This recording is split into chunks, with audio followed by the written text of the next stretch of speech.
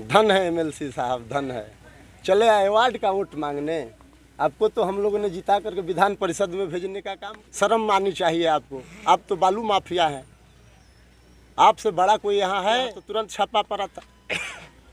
बड़ा चोर छोटा चोर के पीछे पड़ा है। चाहिए कि उनके सामने तो ये वार्ड का संबंध में उनका यहाँ 2 जिला का वो पहले बार जब एमएलसी चुने गए थे तो मैं भी यहाँ कीड़ा मकोड़ा एक जाना पहचाना लड़का हूँ।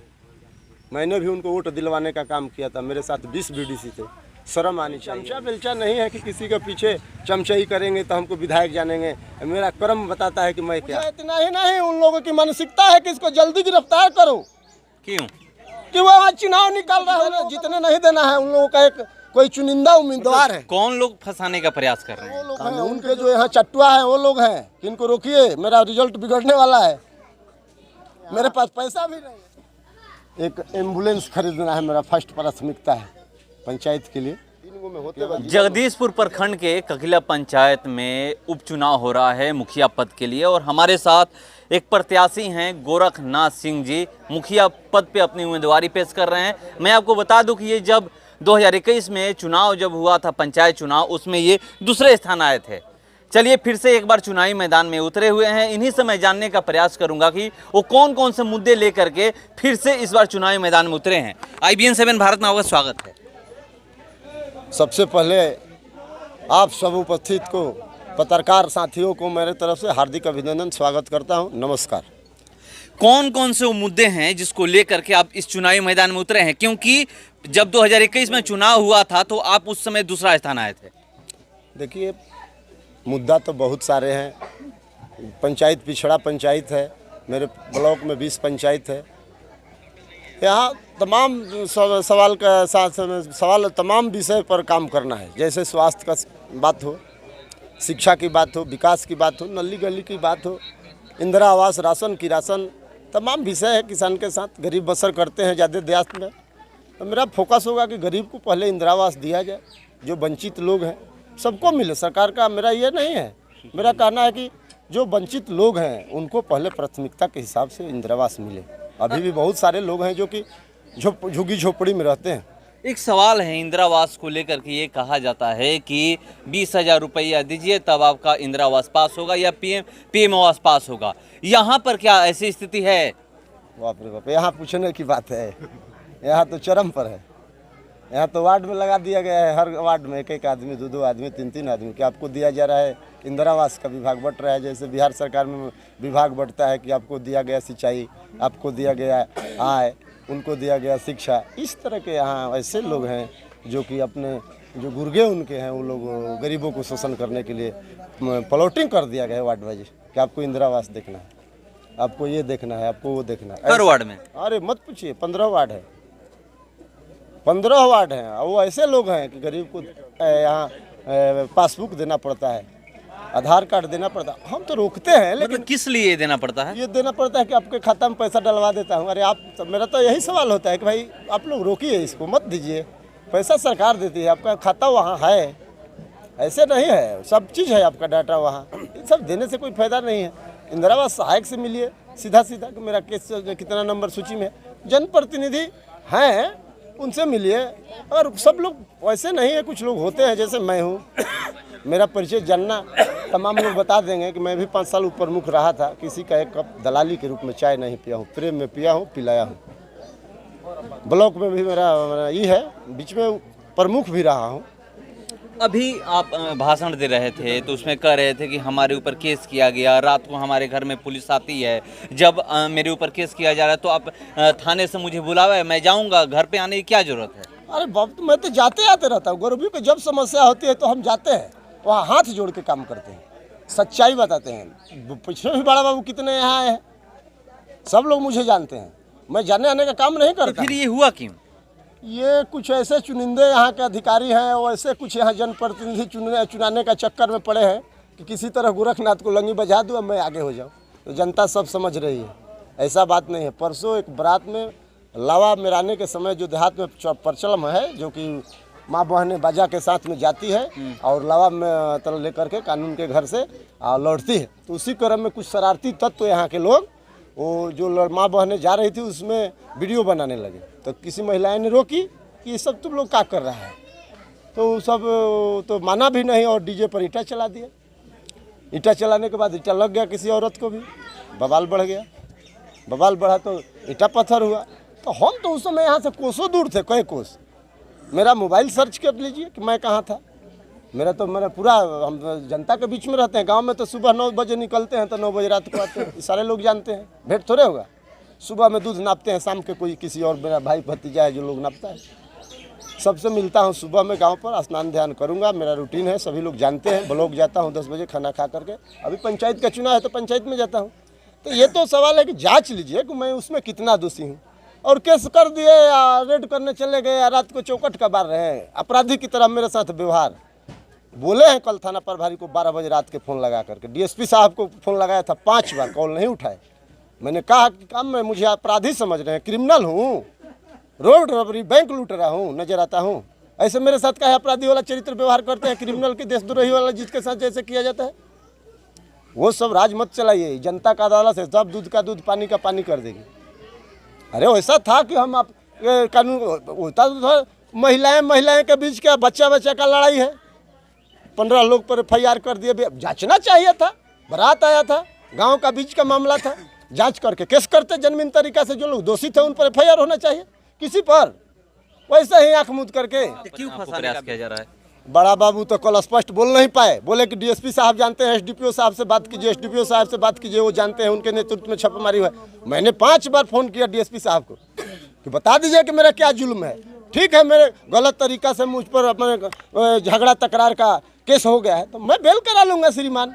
मेरा चुनाव चल रहा है, मैं सामाजिक कार्यकर्ता हूँ, अगर भ्रष्ट हूँ तो मुझे गिरफ्तार कर लीजिए। मैं पंचायत में से ही था, मैंने कहा कि बुला लीजिए, मैं अभी आने वाला हूँ। ये जो गंदा काम कर रहे हैं ठीक नहीं, भगवान भी माफ़ नहीं करेंगे। मैं भी किसी का बालक हूँ और आप भी किसी का बालक हैं। आप मुझे दबाने का कोशिश करते हैं, लेकिन ऊपर वाले हैं ना जो, उनको नहीं दबा सकते हैं आप। बहुत बड़े अधिकारी हैं यहाँ का, मैडम बैठी हैं, SDO, DSP साहब है यहाँ, IG, DIG, DG, AG, सभी लोग बैठे हैं। सबका दरवाजा खटखटाने का काम करूँगा। मेरे साथ जो हो रहा है, मैं अभी 2 दिन हूँ इधर। मुझे इतना ही नहीं, उन लोगों की मानसिकता है कि इसको जल्दी गिरफ्तार करो। क्यों? कि वो वहाँ चुनाव निकाल रहा है, उन लोगों का मानसिकता है कि इनको जीतने नहीं देना है। उन लोगों का एक कोई चुनिंदा उम्मीदवार है। कौन लोग फंसाने का प्रयास कर रहे हैं? कानून के जो रखवाले हैं वो लोग हैं, उनके जो यहाँ चट्टुआ हैं वो लोग हैं कि इनको रोकिए, मेरा रिजल्ट बिगड़ने वाला है। मेरे पास पैसा भी नहीं है, तो सभी लोग बैनर पोस्टर छपवाए, सबका अपना मोटरसाइकिल जिनका साधन है, सब पंचायत से लोग आए हैं कि भाई आज का आपका कार्यक्रम है। हम बोले हैं कि भाई जो जिसके पास है चले। कल थोड़ा सा छोटा सा कार्यक्रम है, थोड़ा लुकर सभा जिसको कहते हैं। मैंने कहा था कि 50-100 की संख्या में चलना है, ज़्यादा की ज़रूरत नहीं है। 50-100 तो बोल देंगे, ऐलान कर देंगे तो रोड पर जनता होगी, फिर देखिएगा। ये जनता वोट में तब्दील होगी? सवाल यहाँ पर ये है। तो हजारों हजार मुझे वोट मिलता है, लोग जानते नहीं हैं। कहाँ चूक हो गई पिछली बार? पिछली बार प्रशासन के द्वारा चूक हो गई। मैं जब 8 उम्मीदवार के साथ चुनाव में था, क्षत्रिया हाई स्कूल में काउंटिंग हो रहा था, सभी लोग वहाँ उपस्थित थे। मुझे टाइम मिला था 8 बजे, मैं वहाँ 6 बजे से डटा था कि मेरा एंट्री का समय आ गया है, कब होगा, बोलेगा लोग तो जाएंगे। सभी लोग, ये नहीं कि मेरा आरोप है, 8 के 8 उम्मीदवार का आरोप। 8 में एक विजयी हुए तो उनको छोड़ दीजिए। 7 का उम्मीदवार, 7 का काउंटिंग में सब लोग जाते हैं तो दस्तखत होता है, वीडियो कैमरा लगा हुआ है, वहाँ सब लोग देख सकते हैं। हम लोग जैसे क्षत्रिया स्कूल में मेन गेट पास किए तब एक प्रशासन के द्वारा मुझे पूछा जाता है कि आप कहाँ से हैं, तो हमने कहा ककिला पंचायत से। तो आपका काउंटिंग खत्म हो गया, RO के टेबल पर जाइए। वहाँ तो ब्रिगेडिंग इतना था, प्रशासन मुझे प्रशासन के द्वारा बाहर कर दिया। उसमें भी हंगामा किए कि भाई हमारा बताइए, चार्ट दिखाइए कि किस बूथ पर कितना आया था। कोई कुछ नहीं बताया और प्रशासन के द्वारा जबरदस्ती मुझे उसका काउंटिंग से निकाल दिया गया, गेट से बाहर। ऐसे लोग बड़े हैं यहाँ अधिकारी बनकर। हमने यहाँ से पटना तक दरवाजा खटखटाने का काम किया, हाई कोर्ट गए, रीड याचिका दायर किए, नहीं सुनाई हुई। उस पर जनता नहीं हराई थी, प्रशासन हराई थी। अरे जनता तो अपरंपार वोट दे करके भेज दी थी। यहाँ सभी लोग तैयार थे कि हमारा जो चुनाव थीम था वो हो गया, चुन लिए गए गोरखनाथ। और वहाँ गए तो जाते जाते घोषणा कर दिया गया। वैसे तमाम पदाधिकारी यहाँ पड़े हुए हैं, लेकिन ऊपर वाला का कृपा है, जनता का जब आशीर्वाद होगा तो आप क्या बिगाड़ सकते हैं। हाई स्कूल में गिनती है। आप तमाम चैनल से मेरा आग्रह है कि अच्छा से आइए। आप लोग तो चौथा स्तंभ है लोकतंत्र का, आप लोग लगिएगा तो यहाँ किसी का कोई चलने वाला नहीं है। मेरे भी लोग वहाँ उपस्थित होंगे। मुकाबला किससे है? मुकाबला तो गांव में ही है। जो मुखिया जी पिछला बार निर्वाचित हुए थे लोग, तो उनका निर्धन हो गया था, तो बगल के ही हैं, मेरे ही वार्ड के हैं, तो उनका निर्धन हुआ था, सीट खाली हुआ तो उन्हीं के साथ है और कोई नहीं है, और सब पीछे लगे हुए हैं। एक सवाल है कि यहाँ पर जो चुनाव होता है तो नली गली और इंदिरा आवास, जो बात आप कर रहे थे कि यहाँ पर क्या खेल चलता है, उसी की बातें होती है। इस पंचायत में इससे ऊपर क्या आपके दिमाग में प्लान चल रहा है कि अगर हम जीत कर आते हैं तो वो काम करेंगे? पहले तो यहाँ एक एम्बुलेंस खरीदना है, मेरा फर्स्ट प्राथमिकता है पंचायत के लिए, कि अगर सरकार का कोई राशि उपलब्ध हो जाए तो अच्छा है, क्योंकि मैं गरीब परिवार से आता हूँ, मेरे पास उतना आर्थिक व्यवस्था है नहीं, और नहीं होता है तो मैं पब्लिक से चंदा करके और कुछ अपने से व्यवस्था करके कर दूंगा। मेरा एक प्राथमिकता है यही फर्स्ट कि पंचायत के लिए एक एम्बुलेंस खरीद दूँ। जैसे निर्वाचित होऊंगा और बड़े लोग हैं कुछ पंचायत में, सबका पैर पकड़ूंगा कि भाई थोड़ा व्यवस्था कीजिए सबके लिए, तो देंगे लोग, भरोसा करते हैं।